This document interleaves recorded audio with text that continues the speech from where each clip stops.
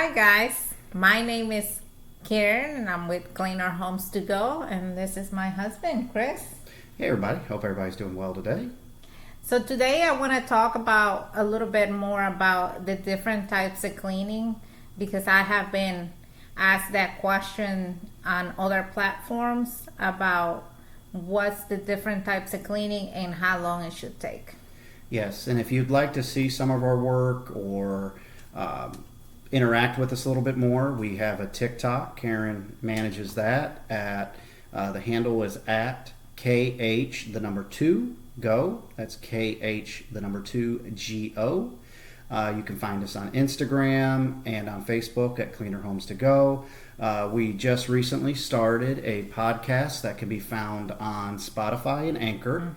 That is called Best Together. You can search it that way, or you can find it by Karen Hernandez, spelled Keren. Yes. So It's a little bit different. yes. So feel free to interact, communicate any way you can. So we're talking about this evening about how Different the different type. levels of cleaning is. So, Karen, what are the different levels of cleaning? Well, we offer a deep cleaning, a regular cleaning or ongoing, a move out, move in cleaning, commercial cleaning, and also we offer a post construction cleaning. Yep. And then one of the things that we built, because we saw a need for it, is what we call a custom cleaning, where homeowners may not want the whole house done, but may want to focus on certain areas. So each one of these levels have a different demand to them, a different supplies that are needed, different manpower, and a different price point because of the chemicals and the time that is equated to each one. That is correct. Each type of cleaning, it requires different needs, different tools, different amount of hours, amount of people that we need, and also the time that the customer is allowing us to do the work. Okay. Well, let's start with the biggest one, post-construction. Post-construction, what does that mean? Post construction is when somebody renovated their home, or it's a brand new home where you're gonna go in and there's a lot of dust everywhere, or pieces of wood and things like that, where you're gonna have to basically clean 2 or 3 times, re-cleaning the same area because it's a lot of dust, and you have to have different type of tools for that cleaning. Like in those places, the one thing that we use the most, I would say, is a vacuum. Our backpack vacuum, we utilize that on a lot of the hardwoods that are going into homes nowadays and tiles. Typically on a post-construction cleaning, it's not your standard in and out in a few hours. It's an all day, if not multiple day job. Condition and size. Yep. This, And you're normally having to either work around other crews, or if ideally they're all gone and have done their cleanup and you're just fixing up behind them. A lot of times in post-construction, that what we have found is that it's not just that one-time cleaning, but you're coming back after, the drywall guys leave, and then the painters leave, and you're coming back and doing touch-ups. A post-construction can be a multiple tiered cleaning. that is correct. On some areas, you will have to go in and they want you to just to clean up for somebody to lay the floor down. And when the floor guy comes, they want you to clean up because now they're gonna do painting. It's really after the customer on how they want to handle that, and then you have to have the correct material, correct tools to execute the job to make it more efficient and better for the people that is gonna do the job. Yep. And one of the things that I look at anytime we do a post construction, and this will kind of flow into commercial as well, you need to make sure that you're insured correctly for that. Your typical umbrella policy will not cover the damages that could be caused on a post construction or commercial cleaning. So you need to make sure you have enough of that. So whomever you're hiring, or if you're doing the work, make sure you have that there. That is correct, because we have had customers that they hire people who did not have insurance, and they have run into a lot of issues, as well as we have met people that they have come to us who run a cleaning business and they don't have insurance, and they have run into problems, and they want to know how can they fix it now that the problem is there.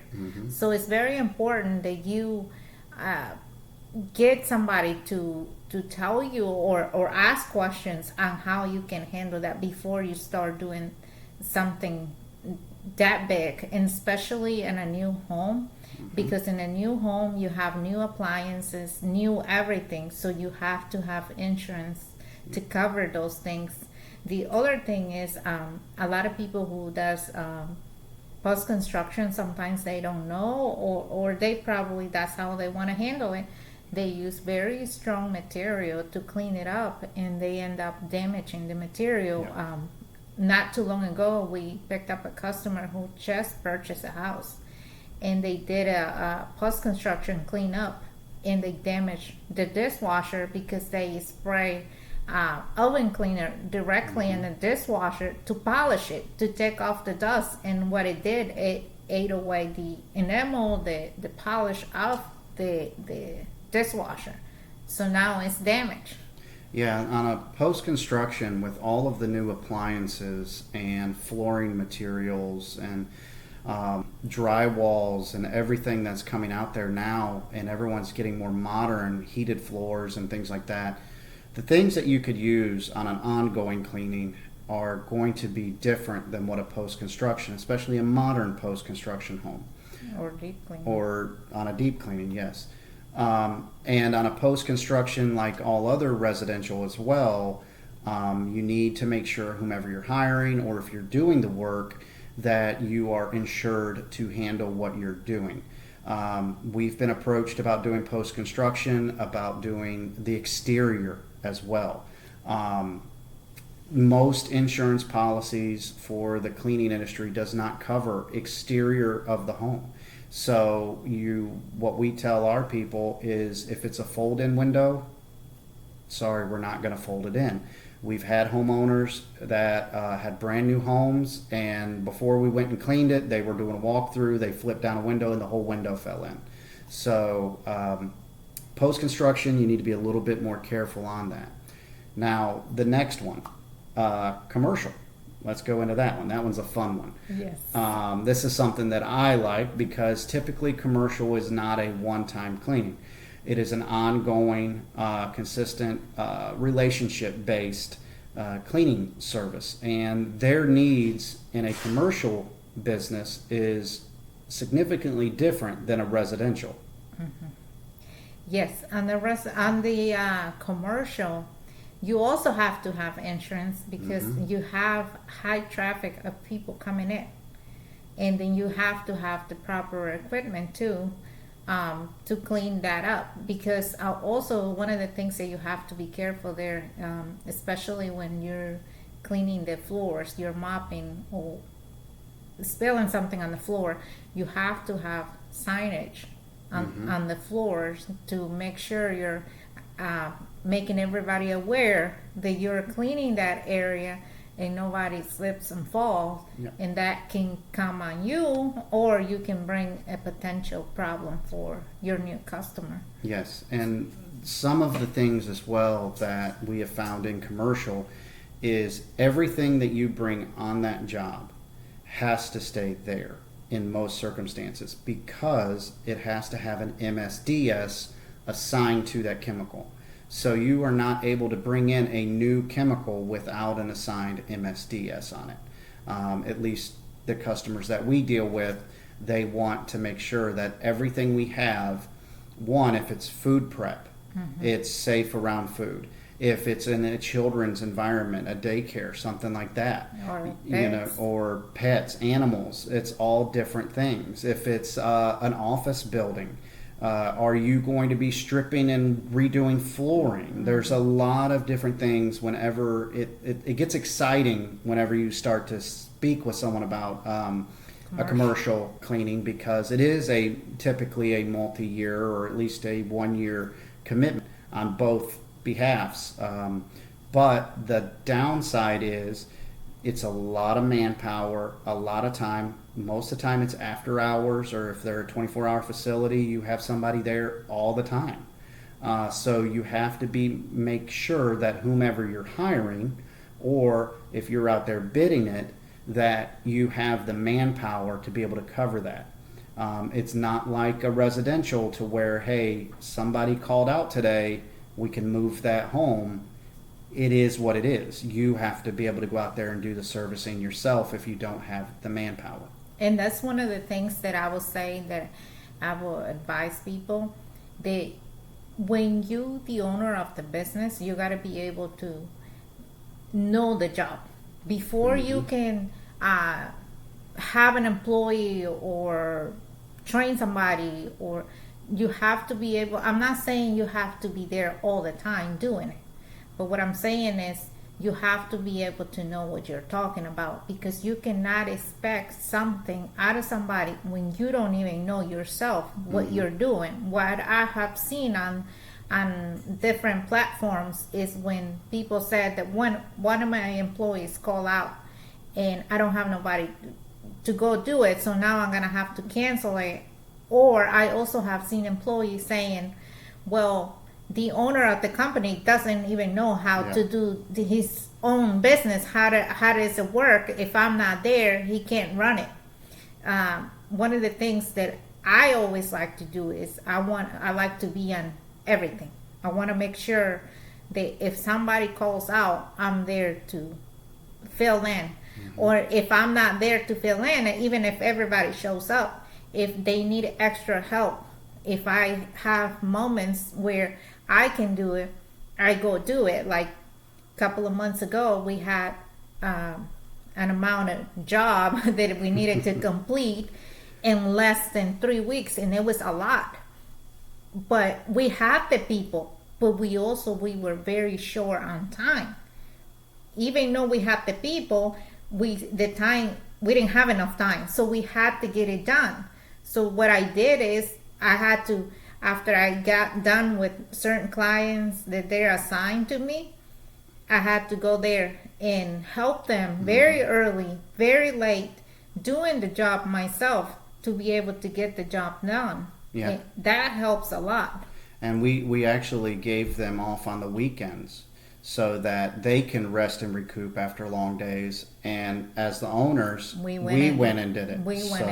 We tried to do at least 2 a day on Saturdays, 1 on Sunday, and take the half of that day off just to recoup. But we always allowed them to have the 2 days off so they can give us their 100% too. You can't expect somebody to give you more when you're not putting nothing in. So just make sure, if you are the company, that you know what you're getting yourself into. And if you're hiring a company, you vet them. Make sure they have been there. They've been in the trenches. They know what they're doing. They're not just there to sell a product, but they're there because they have respect for what their people do, what they do, and the knowledge. So now I would say the next one down, which is one that we do quite a lot, is move in and move out. Here in the Carolinas, a lot of people are moving this way because of the sun and being close enough to the mountains and the beach. So we get a lot of influx of this, is move-in cleanings and move-out cleanings. What is different between a move-out, move-in cleaning and a deep cleaning? Well, it varies. It really depends on the customer. When I go do estimates, I don't tell the customer this is what I offer and that's it. What I tell them is, tell me what you're looking for. I want to hear what your expectations are and where you want me to start. What is the one thing that you want, like, that it bothers you if it's not clean. So on the move-in, we have one recently where they wanted everything. top of the cabinets, inside the cabinet, disinfect. Even though it looked clean, she wanted still all of that disinfected.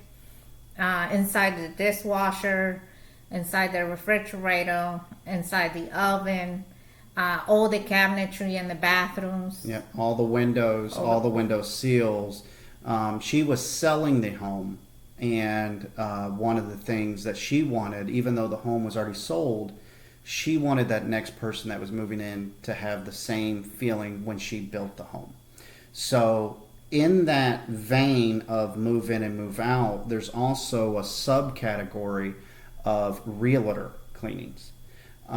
This is something that we've done a few times. We're looking at continuing to do it. It's not as lucrative, but it is time consuming as well. On the backside is helping realtors when they're staging, knowing what areas they're going to take pictures in to help sell the home, cleaning those areas certain ways, not to be deceitful of how the home looks, but paying a little bit more closer attention in the bathrooms. Details.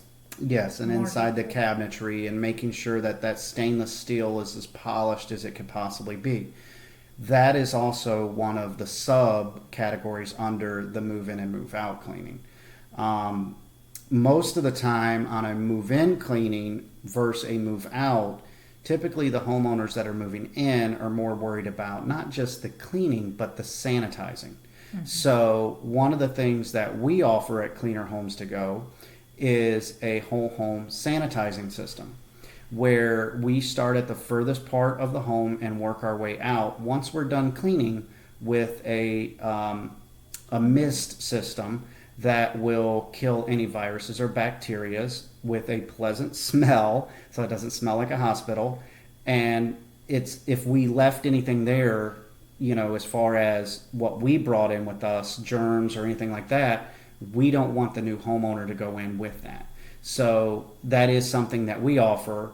Hopefully that is something that other cleaners are offering, or if you're shopping for a cleaner, that you are asking for. So, and typically on a move in or move out, there's no furniture there. So you're focusing also a lot more on the baseboards. You're focusing a lot more on high dust areas. Light fixtures, Yes. light switches. It's more detail of every part of the home. Yeah. Especially if they have a laundry room, because it's empty and normally those areas get neglected. Often when the customer lives there, those areas get neglected. So when there's nothing there, we try to clean those areas very good. So when the new customer comes in, they're just ready to set up. And then another one that's real popular is a deep cleaning. We do a deep cleaning before we take on any new customer. The first thing we do is a deep cleaning. Does not matter if they had another service prior to us that was there last week. Everyone has different processes. Everyone has different materials that they use for the cleaning process. We have found it's easier for us and safer for our people and the homeowner to not intermingle chemicals, not knowing what they brought in, the previous cleaners. Okay. So it gives us a clean slate. A deep cleaning is similar to a move in, move out, but you're not focusing, you give the options of on top of the cabinetry, inside the cabinetry, the windows and window seals. Those are all inside the oven, inside the refrigerator. Those are all additional options, is how we do it. We do a flat rate, and then we add those if the homeowner wants them. That is correct. And especially when the reason also to do a deep cleaning is because that makes it easier for us if the customer chose to go ongoing, for us to maintain their home, because we know where we already touch and where we can keep up with. If we started with the ongoing or a basic cleaning, and it was, the deep cleaning was done by a previous Cleaning company, sorry, by a previous cleaning company, then we don't know if that person clean up the light fixtures, the fans, things that we cannot see. So it's hard for us to maintain a home where we don't know where to start for the ongoing. So we find it easier for us and easier for the customer, Yep. because they will trust us to maintain their home to the point where we tell them you can do a deep cleaning maybe every 6 months or twice a year or once a year. Yep. It's really how we see in their home that is going, how it's changing. Yep. And with the deep cleaning, it's a very intimate conversation that you're going to have with the homeowner. It's what exactly, getting down to, lack of a better way of saying it, the nitty gritty of how are you living? What is going to happen in the next 6 months? Are you pregnant? Are you having a child that I need to know that, hey, in this area I need to sanitize it a certain way? Are you have puppies? You know, are you going to do anything like this?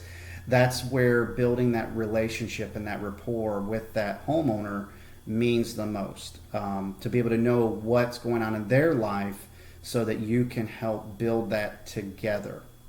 And also, tip number one for me, I would say, when the customer opens up to you and tell you what is going to happen in their life, that doesn't mean you have to publish that. Yes. Or you have to tell other people about that, or even tell your workers in detail what the customer tell you. That's one of the things that when we do estimates, we don't share those thoughts with everybody, or we just tell them what we expect that day and that job and how we need it to get it done. We don't go in detail what the customer say. Is he gonna be on vacation? Is he not gonna be home, or nothing like that? Because I believe that when the customer opens up to you, or any person open up to you, they're trusting you.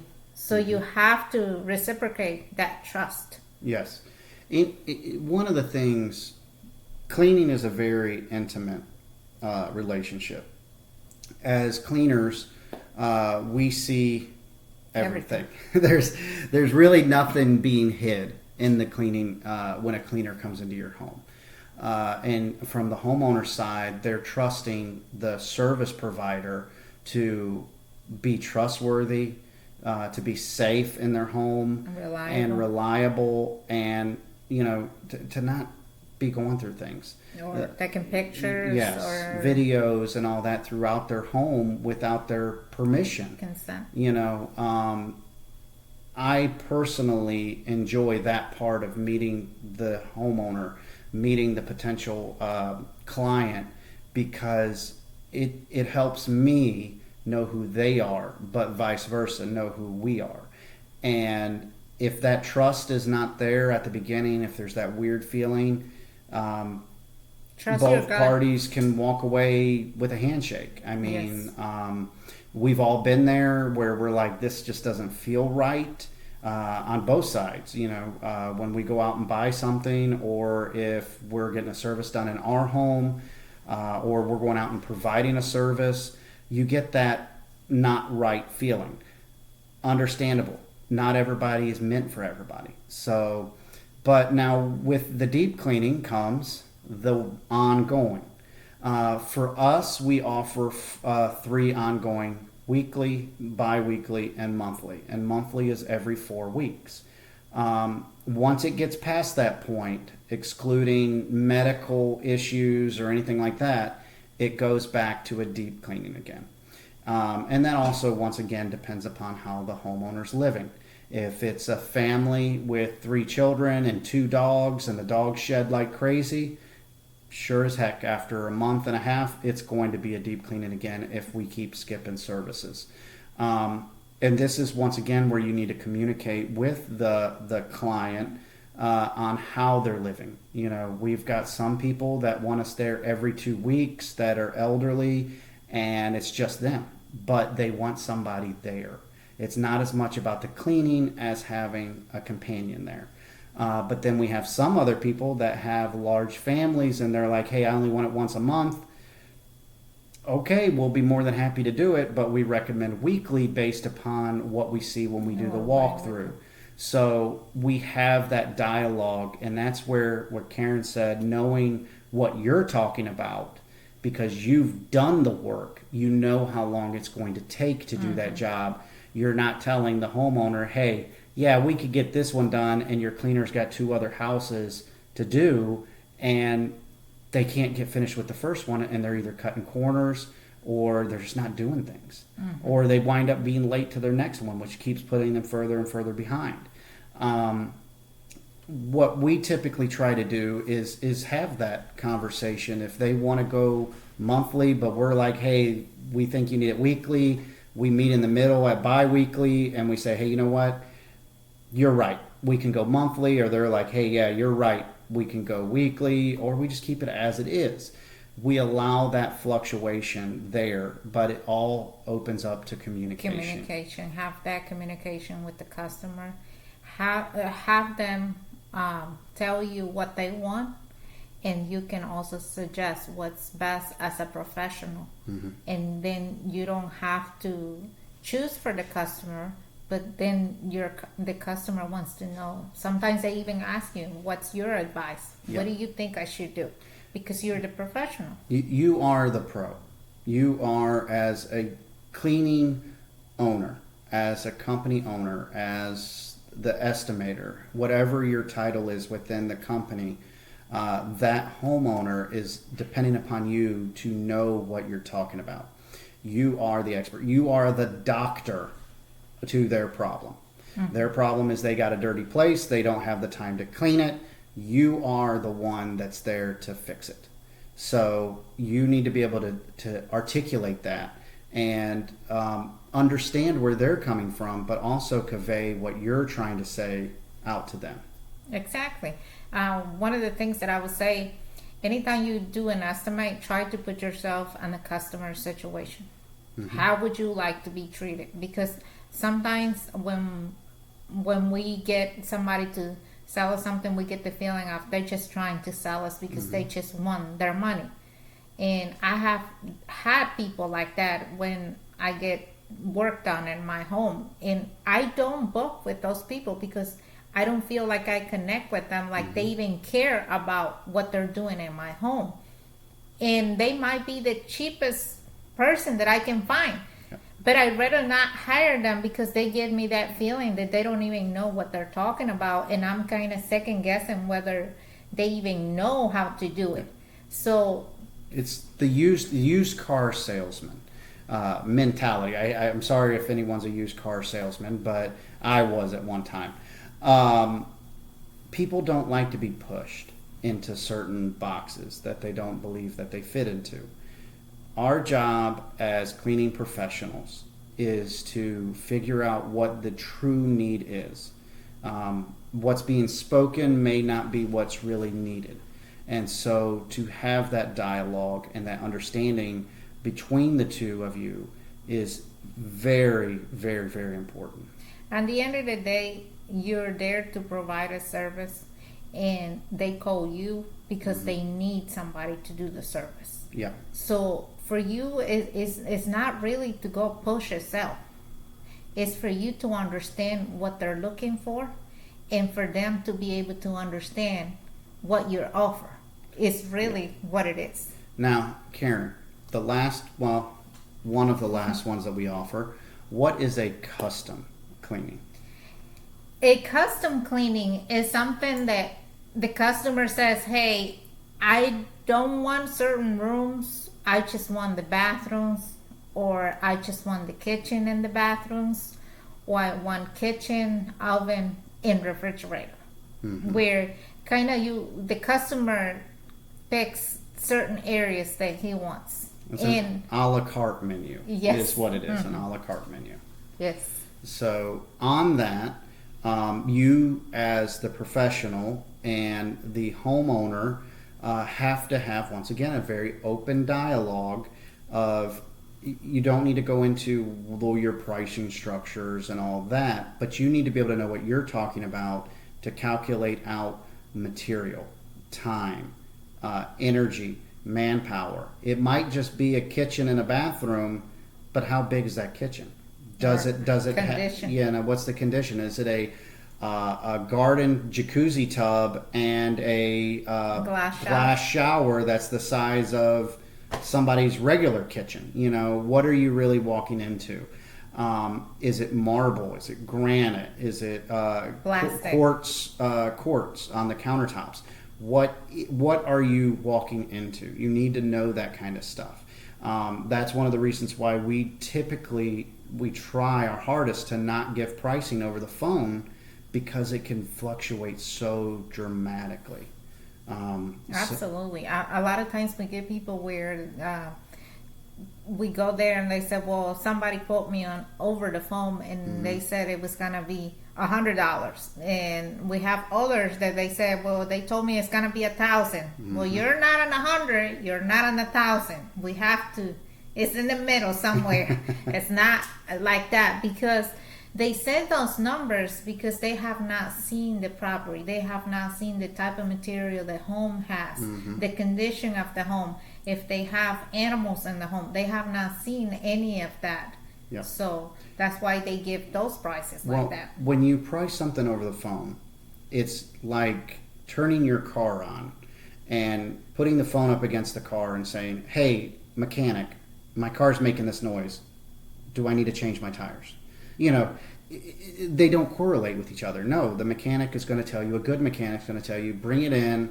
It could be this, but bring it in and let me look at it. And I'll give you exactly what's wrong with it. The in-home consultation is no different than taking your vehicle to a mechanic. It is a diagnostic time. It's a time for you to walk through, touch the home, touch the material, see, rub your finger across things, to get a true idea of what it's going to take to complete that job. It's like you going to the doctor. When you go to the doctor don't tell you what you have over the phone. No. In most of the time, because I have had some where they said, well, you can do it online. I do it online, and what did they tell me? You need to go see a doctor. Yes. Well, that's why I call you. And they said, no, I can't tell you what you have because I can't see. You can't draw your blood. Yeah. You can't take the blood pressure and all of that. Yes. That's kind of how it is with this type of job. Now, I have a question. Let's go through each one of these. We'll start with the shortest one to the longest one. How long should a weekly standard 3-bedroom, 2-bathroom, 2,200 square foot home, how long should that typically take for ongoing cleaning? For ongoing. Yes.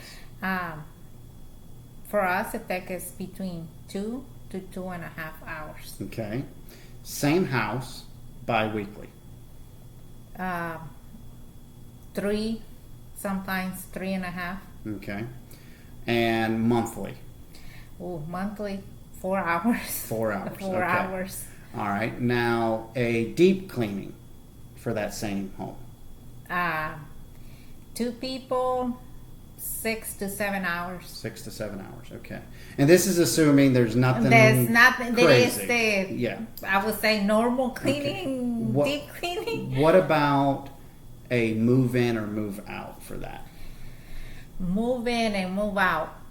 Sometimes it really fluctuates again on the condition. I'm doing the oven. I'm doing the refrigerator. No windows. No windows. Okay, 2 people. It goes from the lowest 6 hours all the way to 8 to 9 hours. Okay.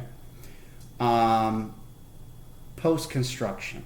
Oh wow, that's a big one. That's a big one. That one, I would say the lowest time that it has taken us is 7. The longest one, because it was very bad on dust, it took us 2 days. Yeah. Or a day and a half. Took us a day and a half. And then we still had to go back once everybody did their final walkthroughs as contractors to clean up behind them. So each one has its different level. You need to know what your services are worth. Are you a professional, or are you just doing this as a side hustle? Are you no different than anybody else that has a mop and a broom in their closet and threw it in the back of their car that day and went down the road? The other thing is, are you somebody who's just starting? Because it's a big difference, even whether people wanted to admit it or not. It's a big difference somebody who's just learning and somebody who did it for 10 years, 5 years, 20 years. It's a lot of difference because even myself, I have done this job for 20 years, I would say. 20 years. And I'm still learning a lot of different things, a lot of tricks, a lot of things that I didn't know about it. I'm still learning. I can only imagine people who started, I don't know, a year ago, 2 years ago. In your price is based upon that efficiency, but also quality. Because a lot of times people want to be efficient where they want to work really fast and do the job quick, but they sacrifice quality. Yes. And you have to be able to do efficiency and also quality. And one of the things that we stress with every homeowner, regardless if we get to partner with them or not, is know what your cleaners are using. Are they using bleaches? Are they using biodegradable? Are they using eco-friendly? Are they using pet-friendly, children safe? What are they using? What are they putting on your floors? Are they using a soap-based material or are they using a fragrance-based? Are they utilizing pledges or are they utilizing stainless steel cleaners? Are they utilizing soap and water? There's a lot of different things that as professionals we need to be able to educate those that we're talking to, but at the same time as homeowners we need to be able to ask those questions intelligently as well and push back on what are you using? Why are you using that? Why would you use that in my home? And not just that, because a lot of times you probably can use those type of stuff. You can, but what is your procedure? Are you rinsing it out or you just wiping it down? Yeah. Because for training purposes, we train our people in our home. And I have seen one person so far, we were training her and she was spraying bleach on my table and just wiping it. Our process is, if you're using something stronger, whether it's in a shower, in a sink, or any surface, you have to be able to rinse it off. I'm not saying you have to use a water hose, but you have to use a rag, wash it, and do it again 2 or 3 times until you get rid of that chemical. You can't leave chemical on surface where people are going to put their food or with animals are walking around, because you're going to make them sick. Yeah. And one of the things that's really, really big right now, and before we got married, I had a bunch of it, the spray and walk away stuff. You'd spray it on there, wipe it, and we're done. In today's post-COVID, in the middle of COVID, whatever we're going to call it now, you have to be able to sanitize, not just clean. Cleaning, anyone can do. Anybody can take a rag that's wet and wipe it and make the scuff go away.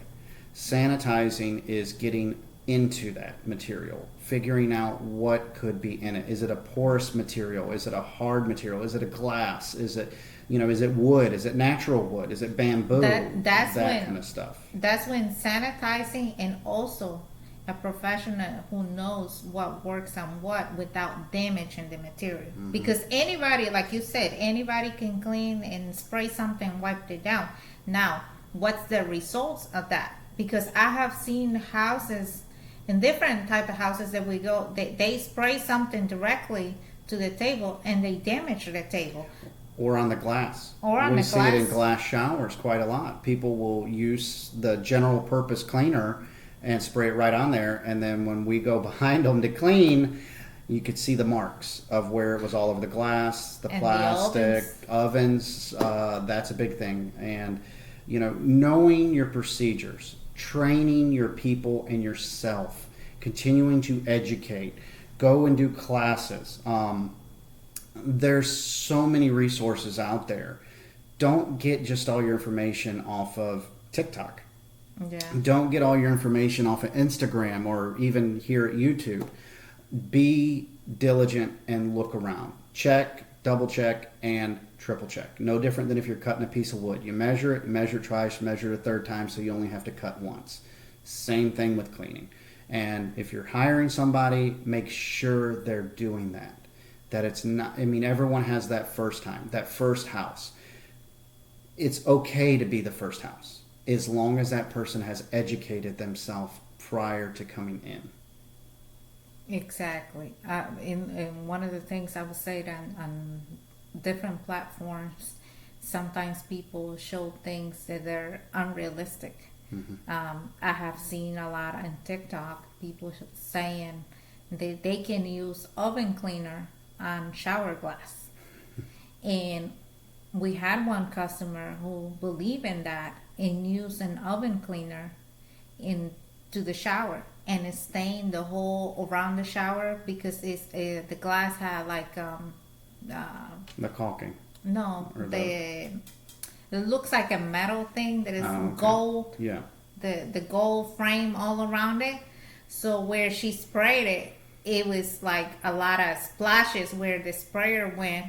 And she was asking me, "Can you get it off? I have seen your videos and you make them look good." I said, that's a that's a permanent damage that I cannot fix that." Yeah. I said, I bet you that was TikTok. And she said, "Yeah, that was TikTok." And we utilize TikTok to show some of our work, and we get people all the time there. There's no way that's real. Well, they don't see the other, they get the 30-second, the 1-minute clip. They don't see the other 3 hours that we're there doing that. So know your time. Don't overcommit. Don't do something that you don't feel that you're at that level to do yet.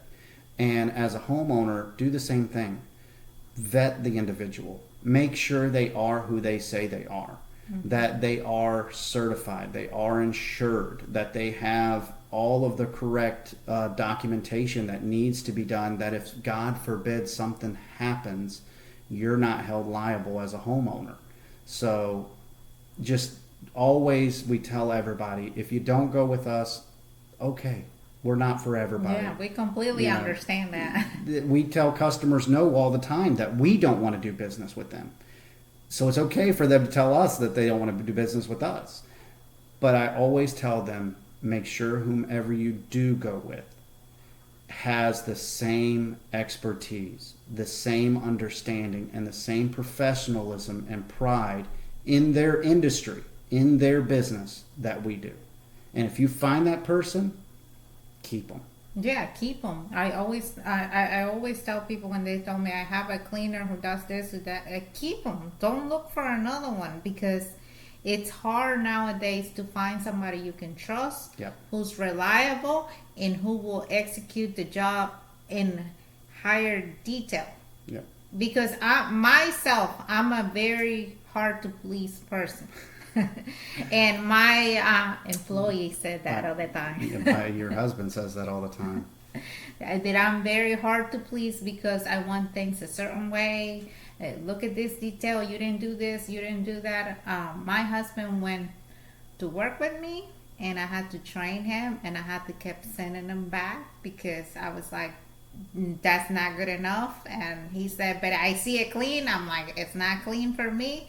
So as you're going over the years, you're gonna realize that it's more than just cleaning. I would like to think, for me, it's like my moment to be calm, and the more I do it in details, it's like painting.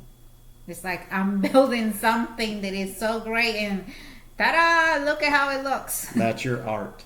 It's an art. It's a passion. And both sides, you need to understand it. Where the homeowner's coming from and where you're at in your business, there has to be that feeling of passion there.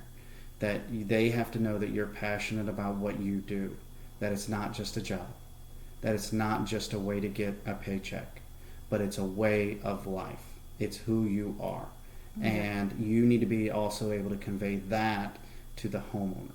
So yeah, that's your passion, to serve them, and not just, and I always tell the people that it works for me, it's not just to serve that customer that you make the agreement with, but also their children, also their animals, the people that is in that house. You have to make them feel comfortable And I always tell the homeowner, don't, if you feel uncomfortable with me in your home, then I'm not the person for you, because you should not feel uncomfortable in your own home. Yeah, you should not be uncomfortable in your own abode. So, all right. Well, thank you everyone for watching. That's all for today. So, I'll see you next time, right. and hopefully something different this time. All right. Bye. Bye.